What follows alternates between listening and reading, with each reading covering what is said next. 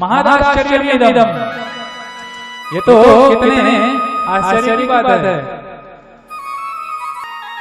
दोनों ही बालकों का नामकरण पंडित जी ने किया।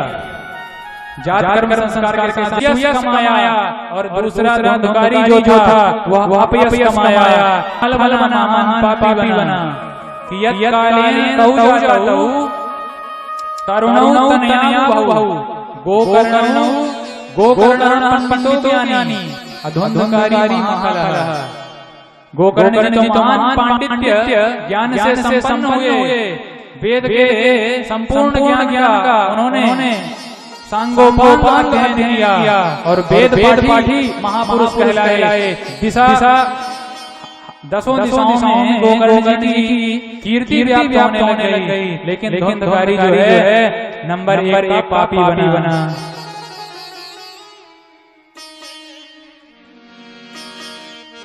इतना विचारी महाराज कि इसने घर की सारी संपत्ति बेच डाली।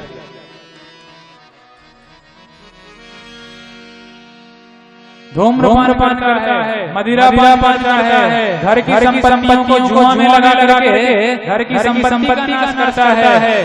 पंडित जी को इतना कष्ट दिया कि पंडित जी ने पुनः घर छोड़ने का संकल्प मन में किया। पहले भी पंडित जी घर से बाहर का विचार बनाए हुए थे कि पुत्र क्यों नहीं है। और आज पुनः पंडित जी घर से बाहर जाना चाहते हैं। इस नालायक ने मुझे समाज में लायक नहीं छोड़ा। मेरे पुत्र क्यों है। समाज की यही विडंबना है। पुत्र न हो पुत्र न होने के कारण दुखी होते हैं। और हो जाए और कहीं नालायक तब सब यही कहते हैं इतने बेकार संतति से अच्छा था कि हम तो बांझे ठीक थे, हम तो निपुते ही अच्छे थे।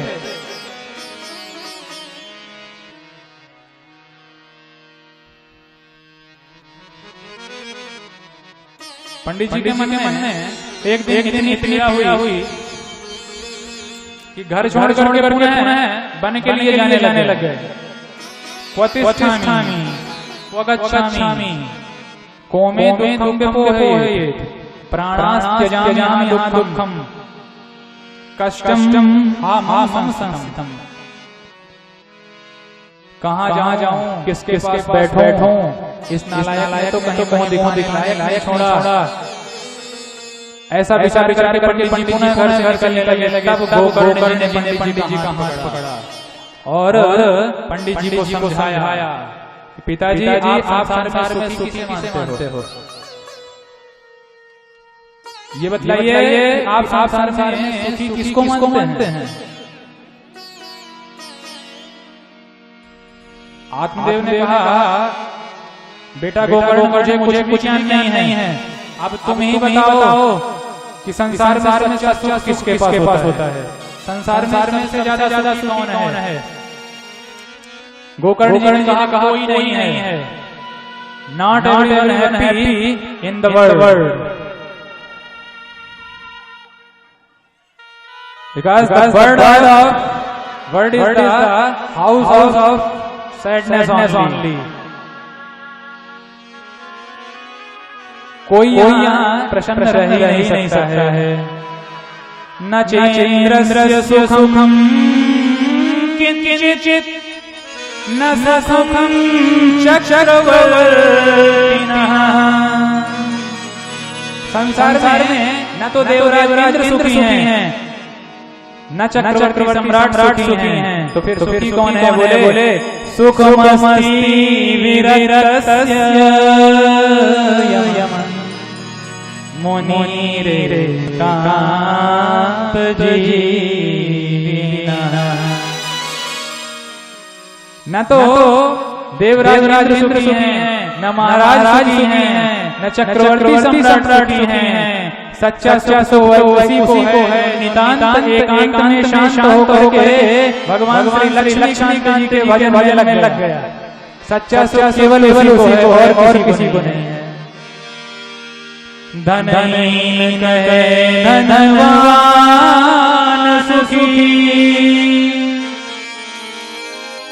धनवान कहे सुख राजा को भारी है, राजा कहे महाराज सुखी, महाराज कहे सुख इंद्र को भारी है, इंद्र कहे चचरानन को सुख, और ब्रह्मा कहे सुख शंभु भारी है, पर तुलसी दास विचार कहें, हरि भजन बिना सब जीव दुखारी है। भगवान के भजन बिना सब कोई दुखी है, किसी के पास सुख नहीं है, इसलिए सुखम विरक्तस्य सुखम अस्ति, केवल विरक्त को ही सच्चा सुख है और किसी को नहीं। तो करें क्या, कैसे हो उस सच्चे सुख की प्राप्ति?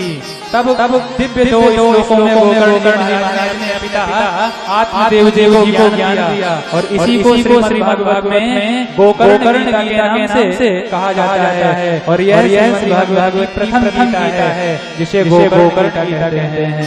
गोकर्ण जी महाराज पिताजी को कहते हैं, जी देस्तिमां सरोरे भीमतिं त्यजत्वं जायासु सदा ममतां विमुञ्च, पश्यानिशं जगदिदं क्षणभङ्गुनिष्ठम्, वैराग्यराग रसिको भक्तिनिष्ठा,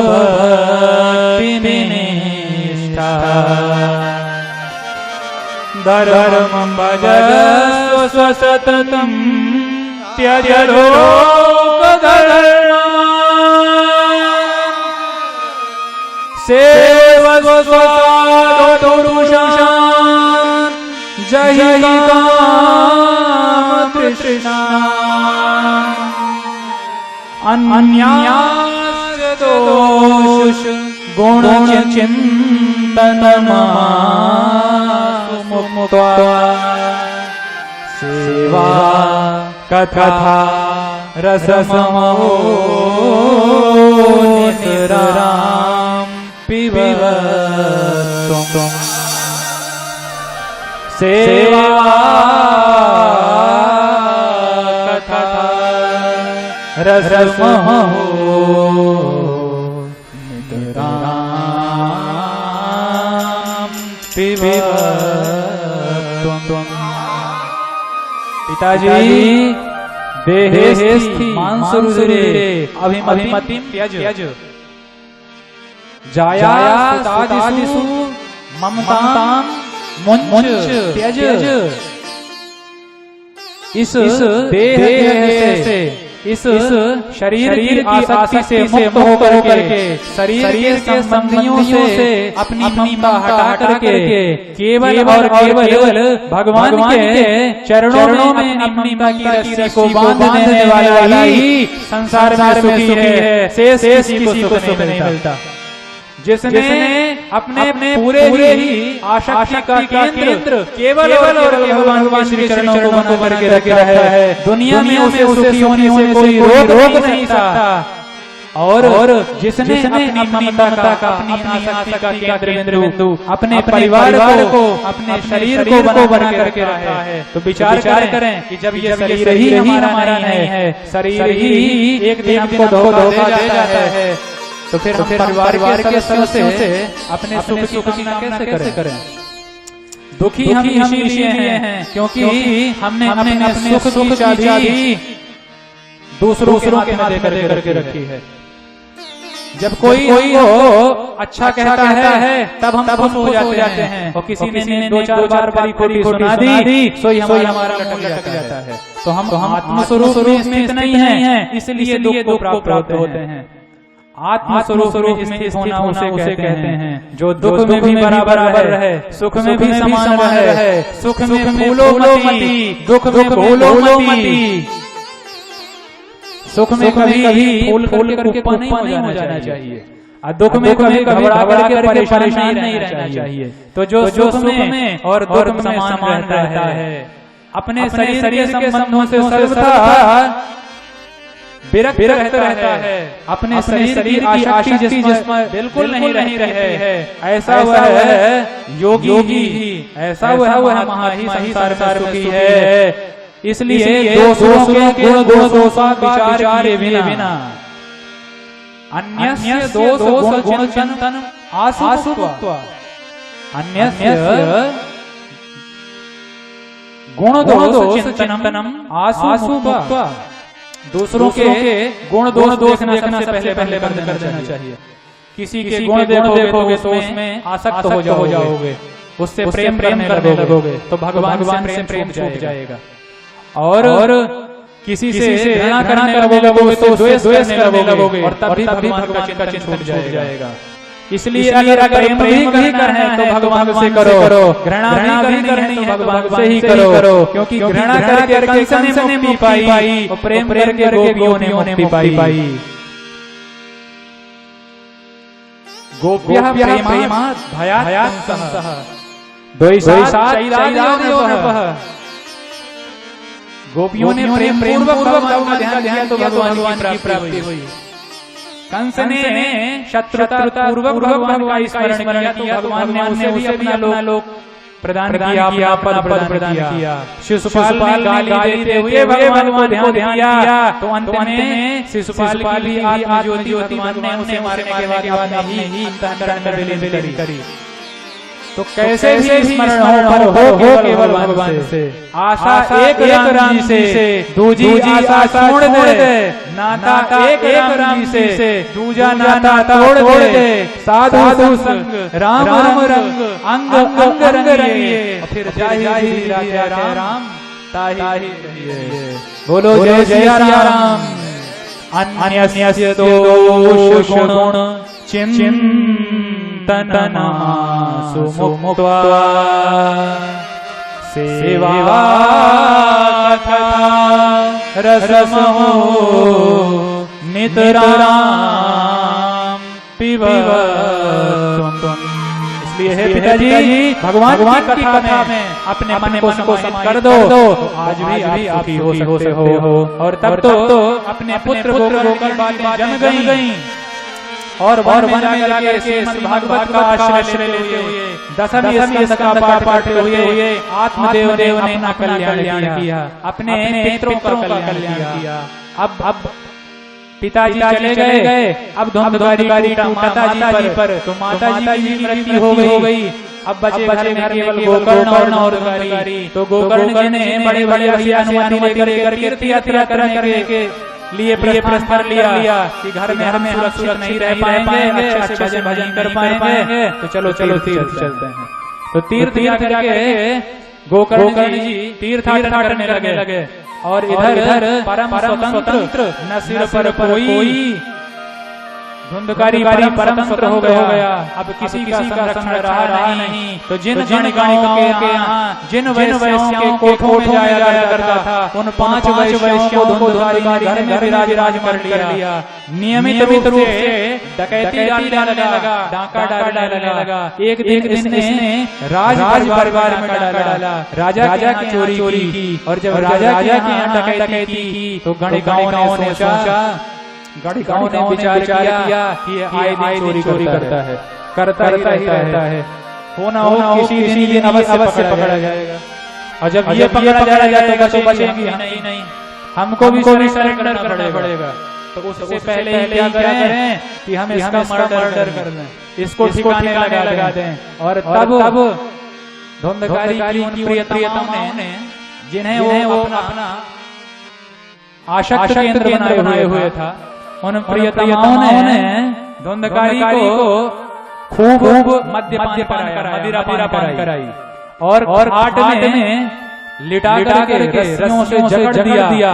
धुंधकारी जब खूब जोर आवाज करने लगा, अधिक तेज चिल्लाते हुए सुना तो एक गण गई तो चूल्हे से जलता हुआ अंगार ले आई और तप्तांगार समहंस तन मुखे विच चक्षुः, चूल्हे से जलता हुआ अंगार लाती है और उसके धुंधकारी के मुख पे जबरदस्त बला ठोस देती है। अग्नि ज्वालाति दुखेन तेन सदनं गता, इतना कष्ट हुआ धुंधकारी को अग्नि ज्वाला से व्यथित होता हुआ धुंधकारी तो मर गया और प्रेत योनि में पहुंच गया। और इधर धन का आपस में बंटवारा करके और गणें भी अपने घरों को लौट गईं। यहाँ पे व्यास महाराज ने एक नीति की बात कही है, स्त्रीणाम नैव तु विश्वासम दुष्टानां कारयेत् बुधः, विश्वासे यः तो मूढ़ः सदुःखैः परिभूयते, सुधामयं वचो यासां कामिनां रसवर्धनम् हृदयं क्षुरधाराभावम् प्रियः कोन योषिताम्। जो स्त्रियां पैसों में ही अपने तन का विक्रय कर दें, ऐसी स्त्रियों का भूल करके भी कभी विश्वास नहीं करना चाहिए, क्योंकि ऐसी स्त्रियों का कोई भी अपना नहीं होता है। और बुद्धिमान व्यक्ति को कभी भी किसी जाति पर आंख मूंद करके भरोसा नहीं करना चाहिए। उसका वह विश्वास ही उसको एक दिन महान कष्ट में रुलाता है। इसलिए कभी भी किसी के रूप पर आसक्त नहीं होना चाहिए। कोई रूप से अच्छा दिखे, वाणी मीठी बोले तो उसके हृदय को टटोला प्रयास करना चाहिए। भाव कहते हुए किसी पर विश्वास करके चलोगे तो ठगे जाओगे। और यही प्रकरण धुंधकारी के साथ हुआ। इसलिए कभी भी अपरिचित पर, कभी भी अमर्यादित पर, कभी भी मीठा वचन बोलने वाली पर, और ये केवल स्त्रियों पर ही लागू नहीं होता है। नीति यही कहती है कि जो बहुत मीठा बोलता है और आपके मन ही मन की बात करता है, वो एक दिन आपको अवश्य भावी बहुत बड़े गर्त में ले जाएगा। इसलिए कभी भी अपनी चाटुकारी करने वालों का अधिक विश्वास करके मत चलो। वो कब आपको गड्ढे में ढोंगे, इस गड्ढे में धरे देंगे, और कब आपका कितना हित कर देंगे, इस बात का ब्रह्मा जी ने भी लेखा जोखा तैयार नहीं किया होता है। इसलिए स्त्रीणाम नैव विश्वासो दुष्टानां कारयेत् बुधः। धुंधकारी तो प्रेत योनि में पहुंच गया, लेकिन जब गोकर्ण जी को जानकारी लगी तो उन्होंने अपने माता पिता का विधिवत गायन किया, अपने भाई के नाम श्राद्ध किया, लौट करके घर आए।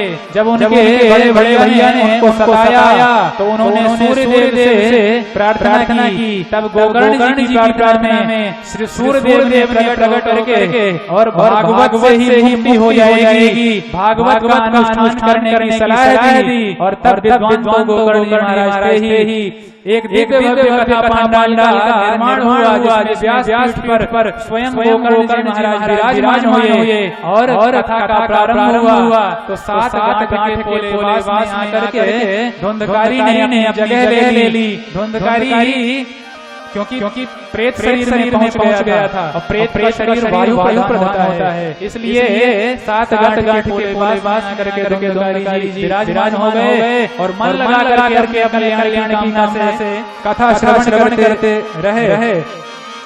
वात रूपी स्थितं अशो वंशमाविशत्। वात रूप माने हवा के रूप में स्थित होकर के दत्तचित्त होकर के द्वारिका 7 दिन कथा सुन। उस कथा में रोज एक कार्य होता था। कैसा आश्चर्य! आप सब भी यहाँ कथा श्रवण कर रहे हैं। आप सबके मन में झलक होगी कि धुंधकारी ने कैसे कथा श्रवण की और गोकर्ण ने कैसे कथा सुनाई। तो उसका उत्तर दे रहे हैं व्यास जी महाराज कि गोकर्ण जब शास्त्रीय शैली से कथा करने के लिए विराजमान हुए और भगवान का मंगलाचरण के कथा कहनी प्रारंभ की और धुंधकारी ने हाथ जोड़ के वायु प्रधान शरीर से गोकर्ण जी की कथा श्रवण करनी प्रारंभ की। तो एक दिन की कथा के अनंतर बांस की एक ग्रंथि का विस्फोटन होते गया। वंशैक ग्रंथिदोभूत शब्दं पश्यताम्। जब कथा का समापन होता था, आरती के बाद एक ग्रंथि चटाक से विस्फोटित होती थी और ऐसे ही दूसरी ग्रंथि फटी, तीसरी ग्रंथि फटी हुई, चौथी उच्छेदित हुई, पांचवें विखंडित हुई, षष्ठम ग्रंथि अलग हुई और एवं सप्त ग्रंथि विभेदनम। 7 दिनों के बाद तो बांस की 7 ग्रंथियां विस्फोटित हो गईं और जैसे ही वह बांस फटा तो उस फटे हुए बांस से ही चतुर्भुजधारी पीतांबरधारी दिव्य भव्य महापुरुष का प्राकट्य हो गया। बोलो भागवत भगवान की। और महापुरुष ने दिव्य भागवत की महिमा प्रारंभ किया। धन्या भागवती वार्ता प्रेत पीड़ा विनाशिनी सप्ताओपि तथा धन्यः कृष्णलोक फलप्रदम्। धन्य है भगवान यह कथा, धन्य है भगवान यह कथामृत जिसका पान करके मुझ प्रेत योनि पड़े हुए पापी का भी कल्याण हो गया। इसलिए भैया इस भगवान की महिमा कथा हमेशा श्रवण करना चाहिए, हमेशा ही इसका रसास्वादन करते रहना चाहिए।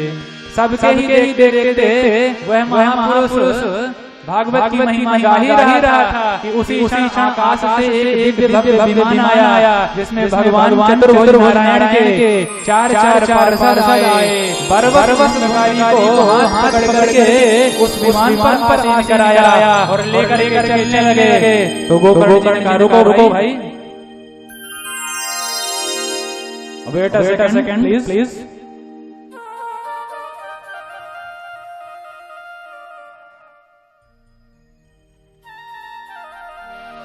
अत्रैव बहवः सन्ति श्रोतारो निर्मला। आप कौन है इस बात का हमें कोई भी अनुभव नहीं है, लेकिन हमारा एक प्रश्न है।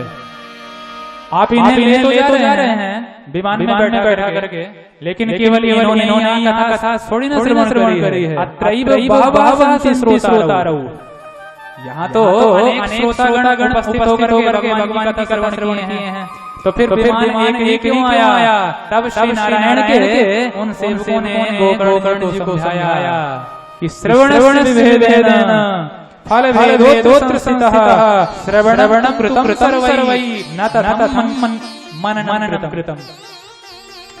श्रवण के भेद से फल में भेद होता है, जो जिस कामना की पूर्ति के हेतु से, क्योंकि भागवत कल्प वृक्ष है। तो आप जिस कामना की कल्पना करके इस भागवत श्रवण करेंगे वही कल्पना पूरी होगी। अब कोई पुत्र की कामना से श्रवण कर रहा है तो उसे पुत्र की प्राप्ति होगी, पर धन संपन्नता मिल जाए ये जरूरी नहीं। कोई धन धान्य की कामना से भागवत श्रवण कर रहा है तो उसे धन धान्य की प्राप्ति हो जाए, लेकिन इस धुंधकारी ने तो अपनी मुक्ति की कामना से भागवत का श्रवण किया है, इसलिए इसकी मुक्ति हुई है। और लोगों ने श्रवण तो किया है लेकिन मनन नहीं किया है। इसने तो निधिध्यासन पूर्वक भगवान की कथा का मनन किया है। आप कथा सुनाते थे तब कथा सुनता था और उसके बाद रात भर बैठा हुआ भिखारी भगवान की मंगलमयी श्रीमद् भागवती की कथा चिंतन करता था। इसलिए उसका यह फल हुआ कि आज कथा के अंत में भगवान स्वयं उसके लिए यह विमान उतार दिया है, जिस पर बैठ के अब यह वैकुंठ का अधिकारी बन गया है। बोलो भगवत भगवान की जय। गोकर्ण जी ने कहा अच्छा ठीक है कोई बात नहीं, और अपने सभी श्रोताओं को भी समझा देखो भैया उदास बिल्कुल मत हो। अब की बार फिर एक श्रीमद् भागवत का आयोजन करेंगे और डोंट मिस इट, इसको चूकना मत। क्योंकि अब की बार अगर मन लगा के श्रवण कर लिया तो काम बन गया। और हमारे गुरु जी कहा करते हैं बन गया काम तो जय जय सिया राम। तो अभी कथा श्रवण किया था।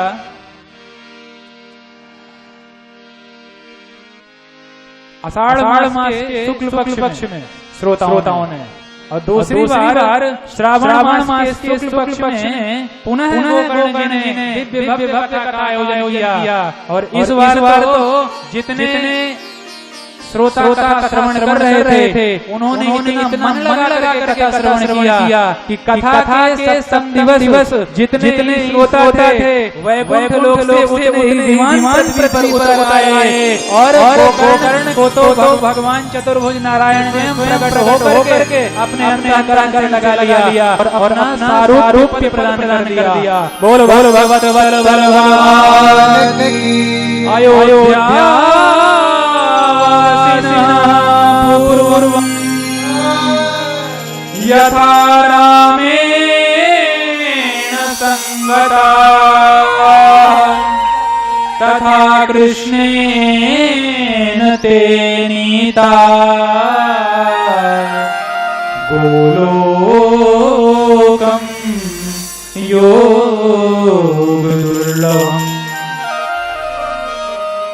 तप योग ध्यान इत्यादि से जो दुर्लभ है, इतनी जटिल साधना के बाद भी जो पद दुर्लभ है उस पद को उन सभी श्रोताओं ने बड़ी सहजता से सुगमता से प्राप्त कर लिया केवल 7 दिन भगवान की मंगलमयी कथा श्रवण करके। अयोध्यावासिनः पूर्वं यथा रामेण संगता, जैसे त्रेता युग में श्री रामभद्र सरकार अपने साथ अपने समस्त पूर्ववासियों को वैकुंठ लोक प्रदान किए थे, अपने साथ ही लेकर के गए थे, ऐसे ही कृष्ण कथा श्रवण का यह फल हुआ कि गोकर्ण जी के साथ सारे श्रोताओं का कल्याण हो गया और सबको भगवत साक्षात्कार हो गया।